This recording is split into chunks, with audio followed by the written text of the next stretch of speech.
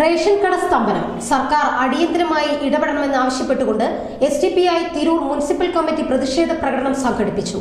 സാധാരണക്കാരന്റെ അന്നമുട്ടിക്കലെ സർക്കാരെ റേഷൻ കട സ്തംഭനം സർക്കാർ അടിയന്തരമായി ഇടപെടുക എന്ന മുദ്രാവാക്യം ഉയർത്തിപ്പിടിച്ച് social democratic party of India സംസ്ഥാന വ്യാപകമായി നടത്തുന്ന പ്രതിഷേധത്തിന്റെ ഭാഗമായി SDPI തിരൂർ മുനിസിപ്പൽ കമ്മിറ്റി തിരൂരിൽ പ്രതിഷേധ പ്രകടനം സംഘടിപ്പിച്ചു.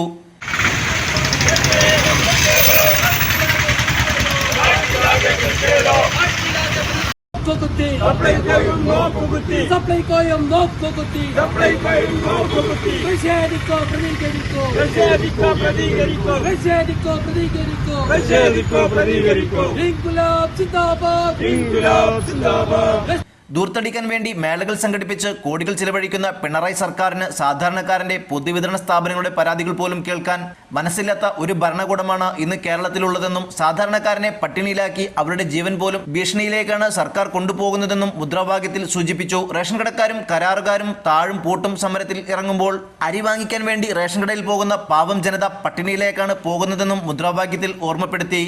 സർക്കാർ അടിയന്തരമായി ഈ വിഷയത്തിൽ ഇടപെട്ടില്ല എന്നുണ്ടെങ്കിൽ കേരള ജനത മൊത്തം തെരുവിലേക്ക് ഇറങ്ങേണ്ട സമയം അതിവിദൂരമല്ലെന്നും സർക്കാരിനെ ഓർമ്മപ്പെടുത്തി. താഴെപ്പാലത്തു നിന്നും തുടങ്ങിയ പ്രകടനം തിരൂർ നഗരം ചുറ്റി സെൻട്രൽ ജംഗ്ഷൻ സമാപിച്ചു. Municipal president Najeeb Tirur, municipal vice president Hamsa Annara, secretary Saleem Kallingal എന്നിവർ പ്രകടനത്തിന് നേതൃത്വം നൽകി. ന്യൂസ് 99 തിരൂർ. 35 വർഷത്തെ വിശ്വസ്ത പാരമ്പര്യവുമായി എന്നും എപ്പോഴും കൂടെയുണ്ടെന്ന വിശ്വാസം. Basith wedding mall, Basith arcade, Poongottukulam, Tirur.